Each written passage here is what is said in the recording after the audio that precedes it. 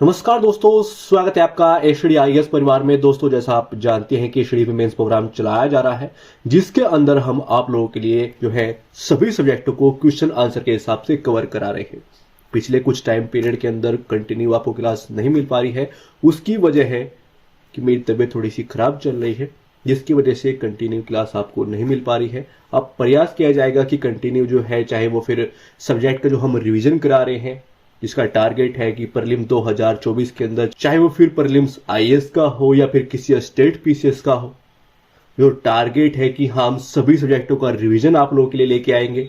आपकी करंट को कवर कराएंगे क्वेश्चन आंसर के माध्यम से, यानी क्यूज के माध्यम से जो है हम पूरे एक ईयर की करंट जो है वो कवर कराने वाले हैं। और साथ में जो है सब्जेक्ट के स्टेटिक यानी सब्जेक्ट वाइज जो है हम क्यूज कवर करा रहे हैं। तो वो सब क्लासेज अब जो है कंटिन्यू होने वाली है, क्योंकि तबीयत में थोड़ा सुधार आ रहा है। तो जो क्लास डिसकंटिन्यू हुई, यानी कि कुछ क्लासेस आपको मिलने में देरी हुई है, उसके लिए मैं आपसे माफी चाहूंगा। अब क्लास जो है आपको कंटिन्यू मिलनी स्टार्ट हो जाएंगी। तो आज हम देखने वाले हैं पॉलिटी के 2 क्वेश्चन। तो आइए देखते हैं कि कौन से में क्वेश्चन है जो हमारी हेल्प करेंगे, कहां पर जो हम मेंस में आंसर दे रहे होंगे और हमारी तैयारी के अंदर। देखिए, हमें यह चीज समझने की बहुत अधिक जरूरत है कि ये जो मेंस प्रोग्राम है, ये मैं बार बार आप लोगों के लिए बताता हूं कि ये बहुत इंपॉर्टेंट है। ऐसा मैं क्यों बोलता हूं? देखिए, बहुत लंबे टाइम में आप बिगिनर हैं या आप तैयारी, आपने काफी टाइम हो गया है तैयारी करते हुए, तो जो होता है ना कि यदि जो बोलते हैं कि पेपर है और पेपर बिल्कुल कुछ नहीं उस पर नहीं लिखा गया है, तो उस पर लिखना आसान हो जाता है। और बोलते हैं ना कि ज्ञानी को समझाना भी आसान है, क्योंकि वो तो इशारे से ही समझ जाता है। और जिसको कुछ नहीं पता है उसको भी समझाना आसान है, कि वो समझने की इच्छा रखता है कि हाँ, मुझे जो भी सिखाया जा रहा है वो सही है। तो वो समझने की इच्छा रखता है कि हाँ, मुझे वो जानना है। मगर प्रॉब्लम कहां पे आती है? प्रॉब्लम आती है वहां पे जहां आपको अर्थ ज्ञान होता है, आपको थोड़ी सी नॉलेज तो है, मगर आप उसको जो है अहंकार आ जाता है कि हाँ, मुझे थोड़ी सी नॉलेज है, मैं 1-2 क्वेश्चन लिख लेता हूं, ये ऐसा नहीं है, वो वैसा नहीं है, ऐसी चीजें नहीं होती, वैसी चीजें नहीं होती। वो वहां पर प्रॉब्लम्स क्रिएट होती है। ना ही ज्ञानी को प्रॉब्लम है, ना ही उस इंसान को प्रॉब्लम है जो सीखना चाहता है कि नहीं, मुझे चीजें देखनी है क्योंकि मुझे पता है। क्योंकि देखिए, आपके पास ना एक गीता है, एक बाइबल है ना, एक कुरान है। वो क्या है? वो सिलेबस है आपका। सिलेबस के अंदर ना आपको पता है कि हाँ, ये मेरा सिलेबस है। और जो पीवाईक्यू है, चाहे मेंस के पीवाईक्यू हो चाहे प्रीलिम्स के पीवाईक्यू हो, वो आपको बताते रहते हैं कि जिस चीज का आप एग्जाम दे रहे हो, चाहे पर स्टेट पीसीएस हो या फिर आईएएस हो, दोनों एग्जाम जो है वो उनका सिलेबस जो है आपको बता रहा है। उनके पीवाईक्यू आपको बता रहे हैं कि जो आपका एग्जाम होगा उसका लेवल कैसा होगा, कैसे क्वेश्चन आएंगे, है ना।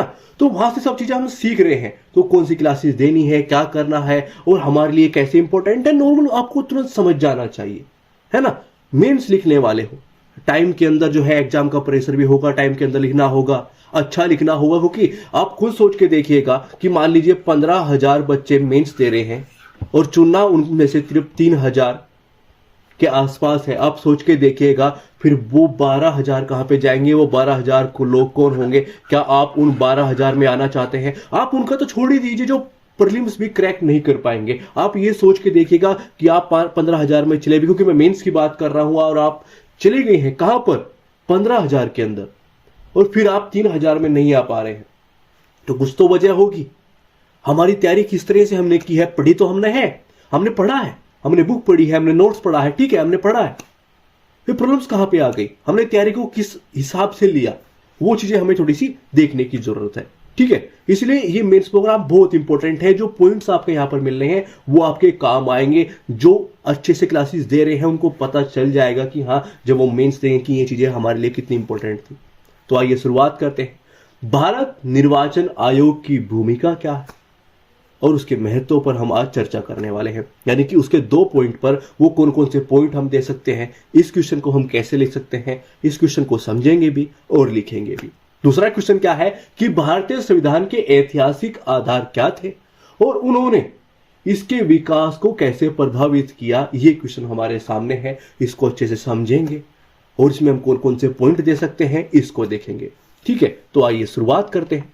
पहला क्वेश्चन है कि भारत निर्वाचन आयोग, यानी कि जो भारतीय निर्वाचन आयोग है, उसकी भूमिका और महत्व पर हमें चर्चा करनी है। भारतीय निर्वाचन आयोग की भूमिका और महत्व पर चर्चा करने वाले हैं। सामने बिल्कुल स्पष्ट सा क्वेश्चन है, तो आइए इस पे बात कर लेते हैं।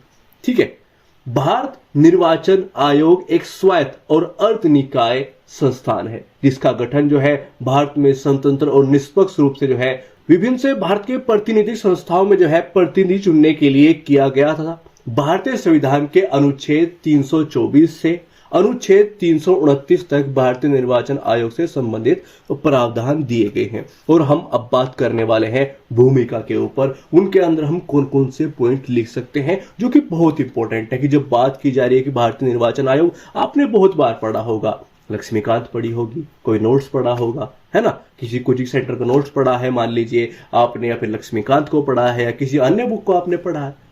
मगर उसके बाद जो चीजें स्टार्ट होती हैं, ये बोलते हैं कि तैयारी ना आपको बुक या नोट्स पढ़ने के बाद शुरुआत होती है और आंसर राइटिंग तो एक ऐसी चीज है जो आपका सिलेक्शन करा सकती है। तो यहां पर हम कौन कौन से पॉइंट देखते हैं, ये देखते हैं। निर्वाचन कराना, ठीक है, इसकी भूमिका क्या है, किन किन चीजों में ये भूमिका है, वो पॉइंट हम देख रहे हैं। निर्वाचन कराना, इसमें इसकी भूमिका है और कैसे कार्य करता है। संविधान के अनुच्छेद 324 में प्रावधान है कि संसद, राज्य विधानसभाओं और भारत के राष्ट्रपति, भारतीय उपराष्ट्रपति के चुनाव के अधीक्षण, निर्देशन और नियंत्रण की शक्ति जो है निर्वाचन आयोग में निहित होगी। ठीक है, तो एक पॉइंट हो गया कि हाँ भूमिका के अंदर हम इसका जिक्र करना कि नॉर्मल सब आपको जानते हैं निर्वाचन करना जब वो है ही उस चीज से संबंधित, है ना।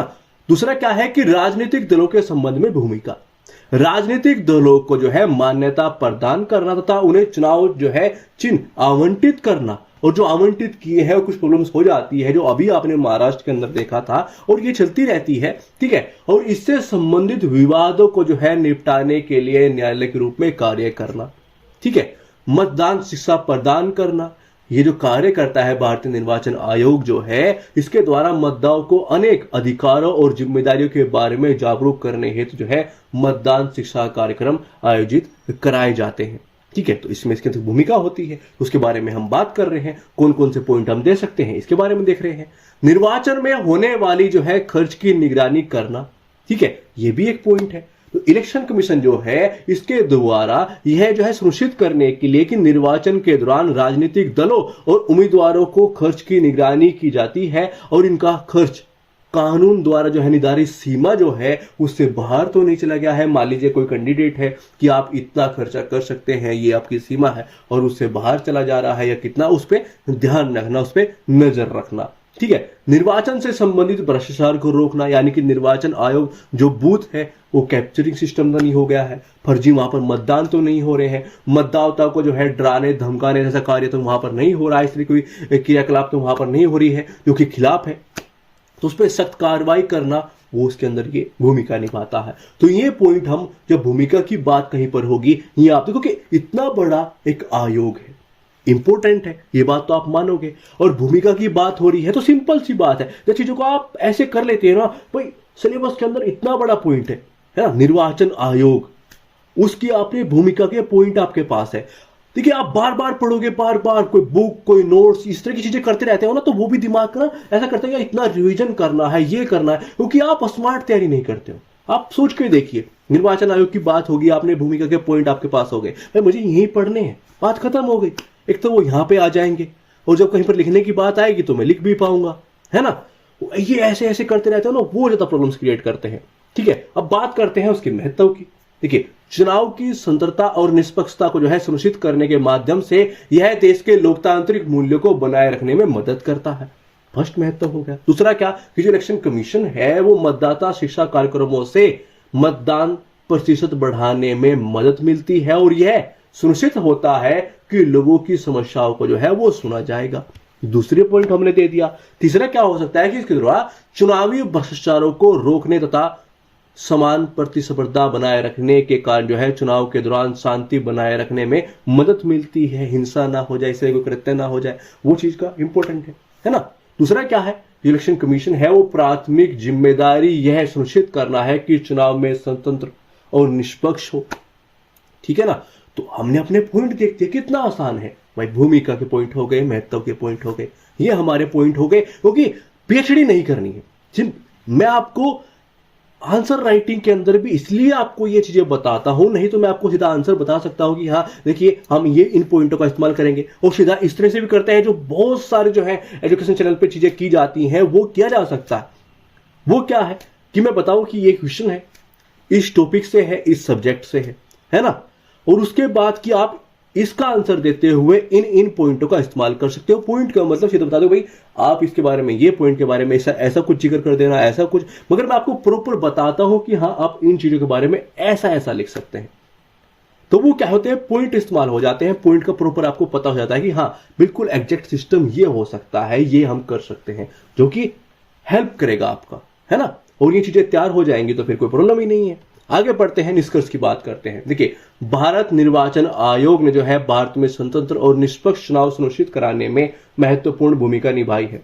समान अवसर बनाए रखने और चुनावी भ्रष्टाचारों पर जो है अंकुश लगाने और मतदाता शिक्षा को जो है बढ़ावा देने के इसके प्रयासों ने जो है लोकतांत्रिक व्यवस्था तथा चुनाव के दौरान शांति बनाए रखने में सहायता की है। भारतीय लोकतांत्रिक व्यवस्था में यह आवश्यक है कि भारतीय निर्वाचन आयोग जो है भविष्य में स्वतंत्र और निष्पक्ष रूप से कार्य करता रहे। एक पॉजिटिव जो है हमेशा लिखना चाहिए हमें निष्कर्ष, ठीक है। आइए दूसरे क्वेश्चन पे चलते हैं। दूसरा क्वेश्चन क्या है कि भारतीय संविधान का ऐतिहासिक आधार क्या है। तो ये हमें बताने हैं कि वो कौन कौन से पॉइंट है, ठीक है, तो कौन सी स्वदेशी परंपराएं हैं, क्या चीजें ली गई हैं जो प्रभावित है ना, उन्होंने इसके विकास को कैसे प्रभावित किया है, वो पॉइंट हमें देखने हैं। तो आइए उस पर बात करते हैं।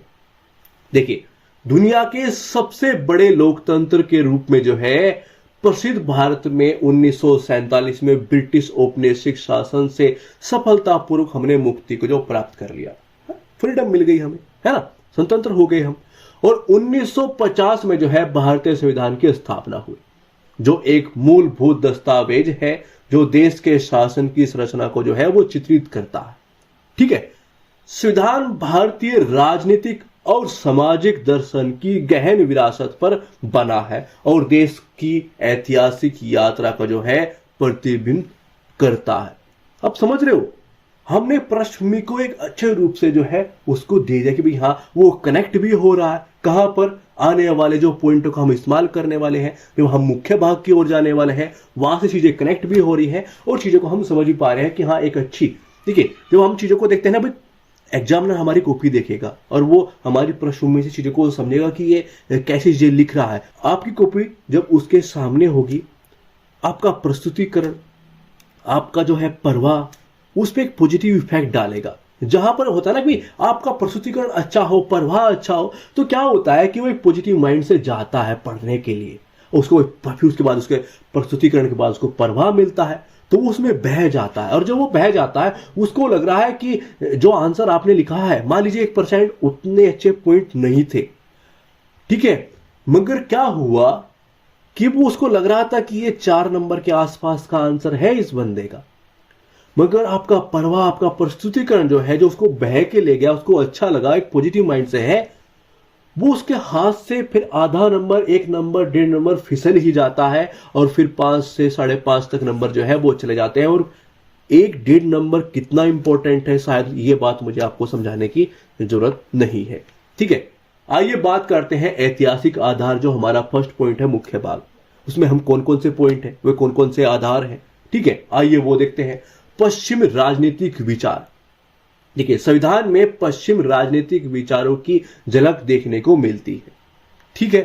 भारतीय संविधान के निर्माता अमेरिकी और फ्रांसीसी संविधानों और ब्रिटिश संसदीय प्रणाली से प्रेरित थे। गांधीवादी सिस्टम, समाजवादी सिस्टम, उनको भी जोड़ा जा सकता है, मगर फिर वर्डिंग वाली प्रॉब्लम हो जाती है ना।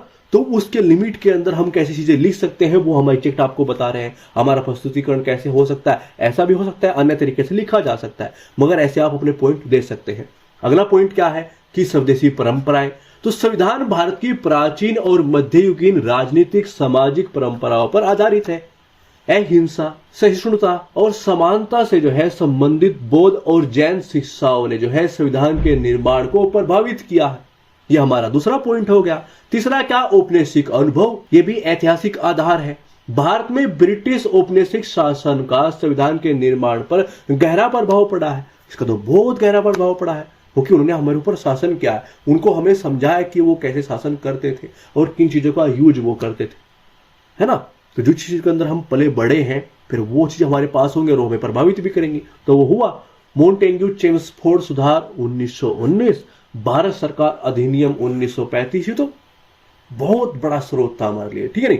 तो संविधान के अंतिम प्रारूप हेतु जो है वो आधार तैयार किया गया, और बहुत सारे हैं प्रॉपर चीजें हैं, विकास कैसे हुए, चीजें कैसे हुई, वो अलग सिस्टम है, ठीक है। आइए आगे बढ़ते हैं। अब देखते हैं विकास पर प्रभाव कैसा पड़ा।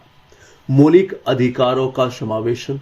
देखिए व्यक्तिगत, वो क्या होता है ना कि मैं हेडिंग जो है, कुछ क्वेश्चन के अंदर इन चीजों की जरूरत होती है, कुछ में नहीं होती है, और हमें ये चीजें यहां पर सीखने की जरूरत है कि किस तरह की पृष्ठभूमि, यानी कि क्वेश्चन अपनी पृष्ठभूमि की मांग करता है कि किसको कैसे लिखा जा सकता है और किस क्वेश्चन की पृष्ठभूमि को कैसे लिखा जा सकता है, हमें पॉइंट को किस में कैसे देना चाहिए, क्या हमें हेडिंग की जरूरत है कि नहीं है, और ये किस तरह का इफेक्ट डालती है। बहुत सारे पॉइंट्स होते हैं कि किन क्वेश्चन में ना डालें, किसको हम पैराग्राफ में लिखें, प्रयास करें कि पॉइंट टू पॉइंट लिखें। मगर कोई ऐसा क्वेश्चन आ गया है जो पैराग्राफ में ज्यादा अच्छा लिखा जा सकता है, एक प्रभाव दिया जा सकता है, तो फिर उसमें लिख दें, कोई प्रॉब्लम नहीं, मगर आप प्रयास करें कि पॉइंट टू पॉइंट ही लिखें, ठीक है। हेडिंग से क्या होता है, काफी बार इस तरह का क्वेश्चन होता है तो आपके पॉइंट जो है स्पष्ट नजर आते हैं कि इस बंदे ने किन किन चीजों पे फोकस किया है और कौन कौन से पॉइंटों का इस्तेमाल किया है, ठीक है। व्यक्तिगत स्वतंत्रता से संबंधित संविधान के मौलिक अधिकार भारतीय प्राचीन और मध्ययुगीन परंपराओं को जो है दर्शाते हैं। विधि के समक्ष समानता, जीवन का अधिकार और स्वतंत्रता भारत के जो है धर्म शास्त्रों और आध्यात्मिक समानता पर जो है बल देने वाले भक्ति आंदोलन पर आधारित है। वो सारे पॉइंट चीजें कि भाई इस तरह की चीजें हुई थी, ये परंपरा जो है चीजें दर्शा रही है, ठीक है। वहां से इस चीज पर इफेक्ट पड़ा है जहां से ग्रहण की कि हमारे अंदर ये चीजें पहले से ही थी। संविधान का प्रारूप की बात करें तो संविधान सभा के जो है भारत के विविध ऐतिहासिक सामाजिक मूल्यों से गहराई से प्रभावित थी। विभिन्न क्षेत्रों में जो है समुदाय से संबंधित सदन के सदस्यों ने जो है अपने दृष्टिकोण परंपराओं को संविधान सभा के समक्ष रखा था, है ना। अब देखिए लिखने के लिए ये आधार है क्योंकि क्वेश्चन उस तरीके से पूछा गया है, हमने चीजें निकाल देनी है कि नहीं यार ये चीजें थी, ऐसा था वैसा था, इन चीजों को तो दूर दूर तक कोई मतलब नहीं था। काफी सारे संविधान इकट्ठे किए गए, उनको थोड़ा सा देखा गया कि ये यहाँ से उठा लो, वो वहां से उठा लो, और हमें लगा कि हमारे लिए चीजें थोड़ी सी ऐसे नहीं ऐसे ठीक है, कुछ चेंजेस वगैरह करके फिर वहां से ग्रहण कर लिया गया कि हमारे लिए ये चीजें ठीक तो है मगर ऐसे नहीं, थोड़ा सा ऐसे सुटेबल है, उसको वहां से काट छाट करके उसमें थोड़ा चेंजेस करके फिर हमने ग्रहण कर ली, ठीक है। मगर वो उस तरह से क्वेश्चन पूछा जाएगा तो फिर उस तरह के पॉइंट दिए जाएंगे, और उस तरह का क्वेश्चन हमने लिया है और उसके पॉइंट भी लिखाए गए हैं, पक्ष विपक्ष दोनों की बात की गई है ना। इसलिए मैं बोलता हूं कि यहां पर टॉपिक चीजें कवर हो रही है ना, हमारा माइंड इस तरह से जाता है। आगे बात करते हैं अगले पॉइंट पे, संविधान में संशोधन की बात करें। देखिए चीजें शुरुआत से, है ना, जब हमारे ऊपर शासन कर रहा था, ब्रिटिश सिस्टम जो है शासन कर रहा था, वहां के शुरुआत सिस्टम से लेकर और अब तक स्वतंत्रता के बाद हमारे संविधान के निर्माण होने के बाद जो संशोधन किए गए, वहां से भी चीजें चेंजेस हुए हैं और उनपे किस तरह से इफेक्ट है वो चीजें हम देख रहे हैं, है ना। तो पूर्ण चीजें हैं। संशोधन के माध्यम से भारतीय संविधान का विकास देश के बदलते राजनीतिक सामाजिक जो है परिदृश्य को दर्शाता है। वर्ष 1992 के 73वें और 74वें संवैधानिक संशोधन ने स्थानीय शासन को जो है सशक्त बनाने के प्रति भारत की प्रतिबद्धता को जो है वो प्रदर्शित किया है। तो हमारे पॉइंट हो गए कि हाँ, जब हम बात जो है प्रभाव की करें तो हम कौन कौन से पॉइंटों का इस्तेमाल कर सकते हैं, कैसे कर सकते हैं, ठीक है। अब बात करते हैं निष्कर्ष की। भारतीय संविधान के ऐतिहासिक आधार भारत के विविध सामाजिक राजनीतिक अनुभव को दर्शाते हैं। संविधान की भारत की स्वदेशी परंपराओं, औपनिवेशिक अनुभव और पश्चिम राजनीतिक विचारों पर जो है वो आधारित है, जो बदलती आकांक्षाओं और चुनौतियों के आलोक में जो है संशोधन के माध्यम से विकसित हुआ है। संविधान एक जो है जीवन दस्तावेज है जिसमें भारत का लोकतांत्रिक जो है बहुलवादी और जो है लोकाचार प्रदर्शित होता है, ठीक है। तो हमारा निष्कर्ष भी हो गया, हमने दोनों क्वेश्चन को कैसे लिख सकते हैं, कौन से पॉइंट इस्तेमाल कर सकते हैं। हम केवल किसी क्वेश्चन का आंसर यहां पर नहीं देखते, उसके पॉइंट पर फोकस कीजिएगा, क्योंकि हो सकता है क्वेश्चन किसी अन्य तरीके से या फिर किसी का एक कुछ भाग वहां पर इस्तेमाल हो जाए, हमें यहाँ से चीजें लेके चलनी है। तो ये क्लासेस बहुत इंपॉर्टेंट है, तो प्लीज शेयर कर दीजिएगा, क्योंकि कहीं पर दूर बैठे किसी छोटी सिटी के अंदर है, गांव के अंदर एक बच्चा आया, फिर एक उम्मीदवार, वो लड़का भी हो सकता है, लड़की भी, है ना। तो कोई भी एक उम्मीदवार जो नहीं आ सकता, मुखर्जी नगर, इलाहाबाद नहीं जा सकता है, किसी बड़ी सिटी के अंदर जो है तैयारी नहीं कर सकता है, उसके पास उतना पैसा नहीं है, तो प्लीज शेयर करोगे तो वहां तक चीजें पहुंच जाएंगी, और पहुंचेगी तो उनकी हेल्प हो सकती है। तो प्लीज वीडियो को शेयर कर दीजिएगा, लाइक कर दीजिएगा। थैंक्स फॉर वॉचिंग, धन्यवाद।